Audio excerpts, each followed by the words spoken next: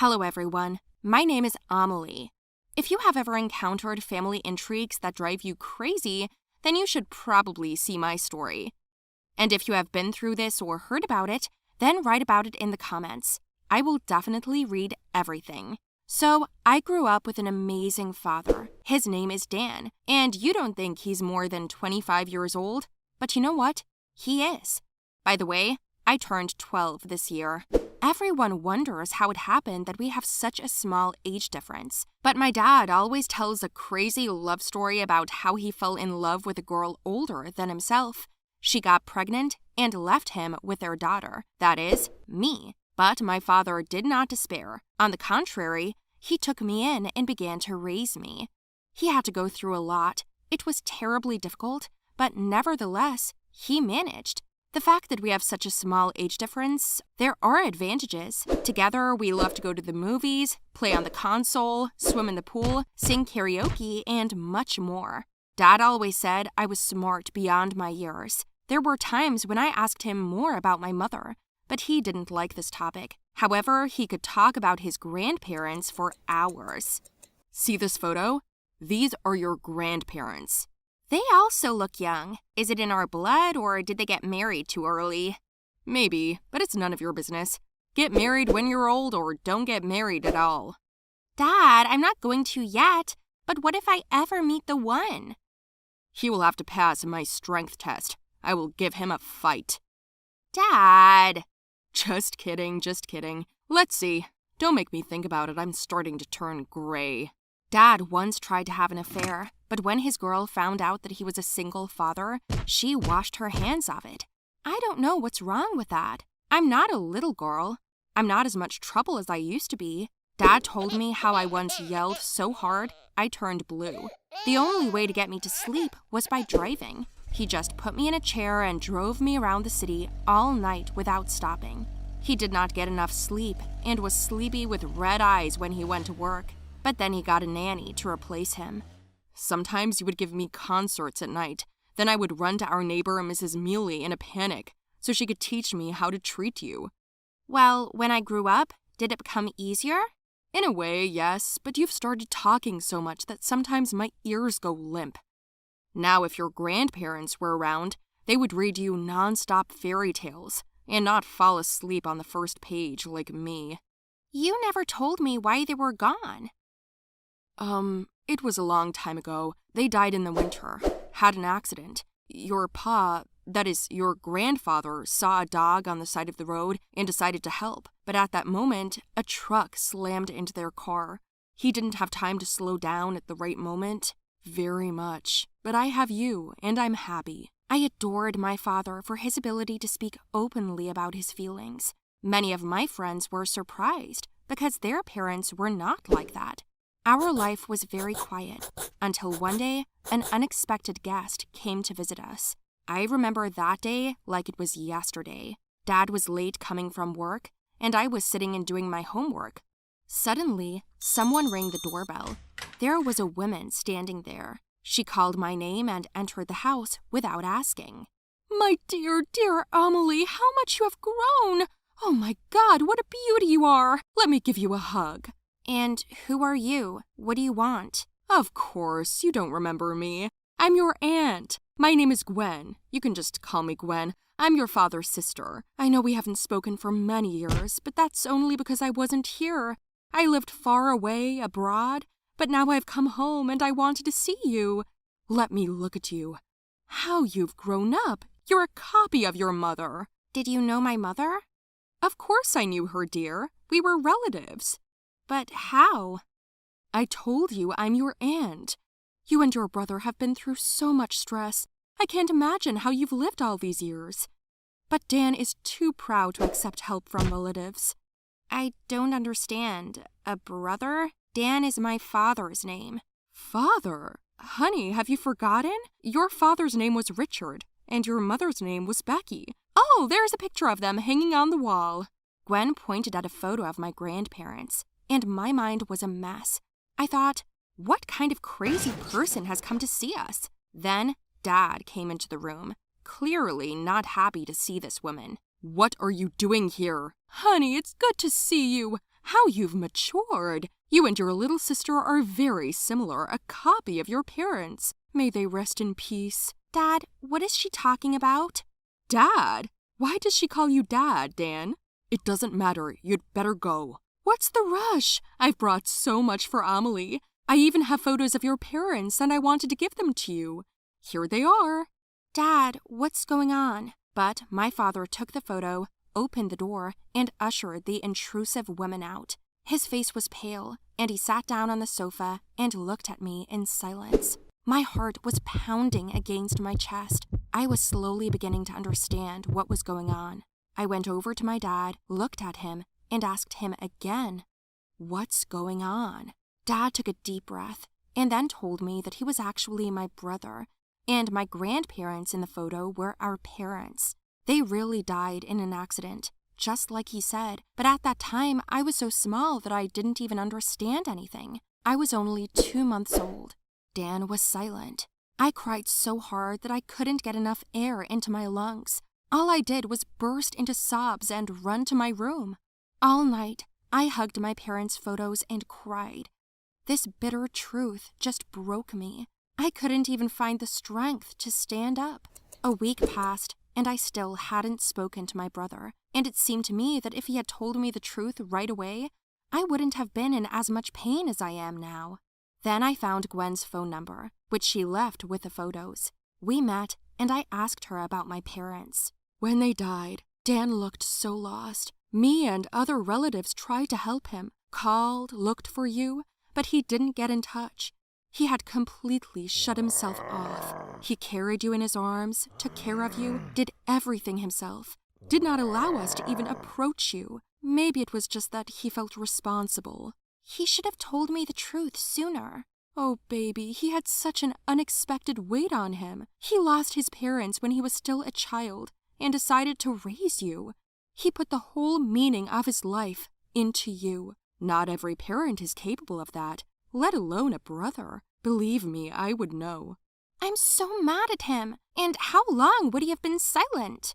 As long as he thought it was necessary, even if he never told you at all. He still hasn't married. Have you thought about that? Because he hasn't found the right one. Yes, there is something in that too, but the main reason is you. He's focused all of his attention on you, Amelie. My aunt's words made me think. I went home that night, and Dan was sitting on the couch. He wasn't eating, he wasn't drinking, he was just sitting. And as soon as I walked in, he started talking first.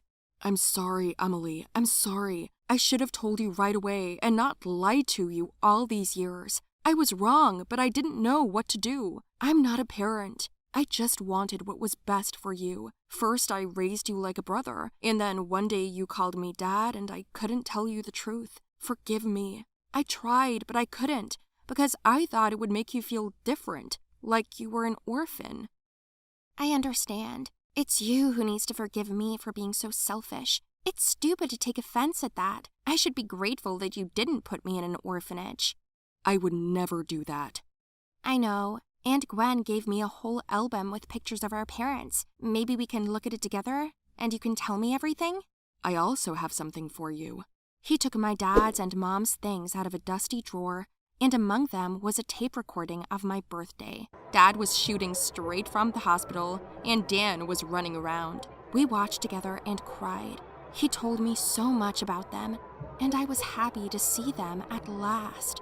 Hello everyone, my name is Cole. I'm from Mexico. We've been living in Spain for many years. I have a large family, parents, grandmother, and 2 brothers and sisters. I am the eldest child in the family, so I have a lot of responsibility for the younger ones. And I am also the head of the family after my father. In short, I mean that any important decisions in the house are not made without me. I even take part in the discussion of buying a TV in the living room, you know? So, my father had some problems at work. He had to either quit himself or they would have fired him. He was very upset because he supported the whole family. At the next family meeting, I made a rough calculation and offered to go to another city, buy a new house, find a job in the same field where my father worked, and start a new life.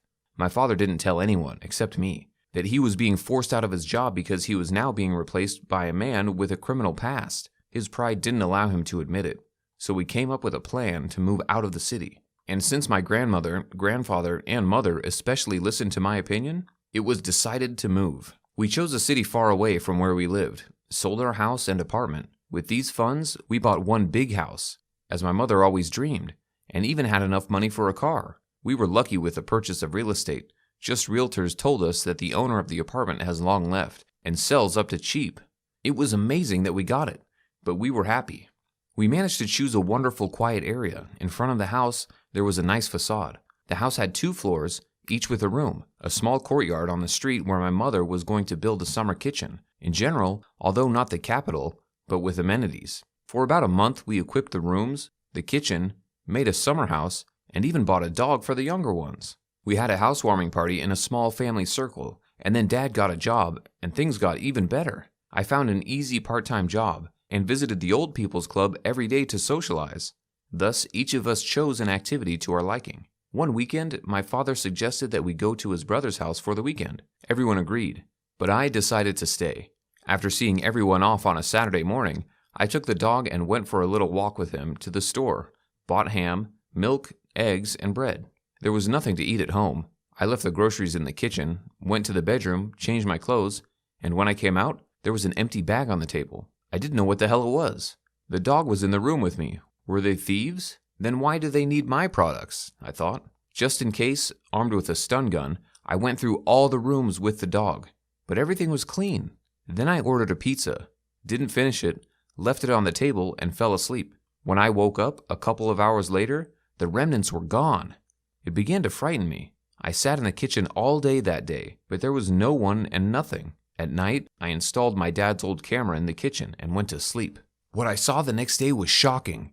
A man broke into the house and stole my food, and he knew every corner of it. But I couldn't figure out where it went because the exit was on the other side. I dragged the camera to the front door the next night and then saw the man coming out into the backyard. I took the same stun gun with me and found the place where the man got out. Wow, I didn't even know we had a basement on this street. You can't even see it just like that. It was so well camouflaged. To be honest, I was terrified. I called a friend, and Carl arrived 15 minutes later. He brought my mother's pepper spray. I took my father's taser and flashlight, and we carefully opened the door and went downstairs. We did this very slowly, looking at everything around us step by step. When at last we were completely submerged in the basement, my dog beat us to it. She ran down, and we heard screams. Carl and I looked at each other and ran after the dog. A long corridor appeared in front of us, where everything was more or less arranged. Walls, ceiling, electricity. Running a little further, we saw a small room where our dog was standing, growling menacingly at the crowd of people. I shone the flashlight in their faces and saw 2 adults in front of me, a man and a woman, and 2 children. The children were particularly scared. I got the impression that they have been living there for a very long time. The light was dim enough, and the light from the flashlight made them close their eyes and cover their faces. After I chased the dog away, we just stared at each other. This family was so wild. They were dirty, scared. I noticed a pizza box on their table. "Did you steal my food?" I asked them loudly. They were startled by the voice. I repeated the question, but they were silent. Then Carl said he was going to call the police. Wait, the man shouted. "Yes, it would be me. I stole your food for the family. Please forgive me," he added. The longer we stood there and stared at each other, the more questions popped into my head. I told them all to go upstairs to talk. These people were not aggressive, but rather scared. They got up and went out into the courtyard. I stared at them, Carl holding the taser in plain sight, just in case. Then the man started talking fast and fast. "Mister, please don't hurt my family. It's my fault for stealing the food. We used to always eat food from the trash, but this time I couldn't resist the goodies you bought.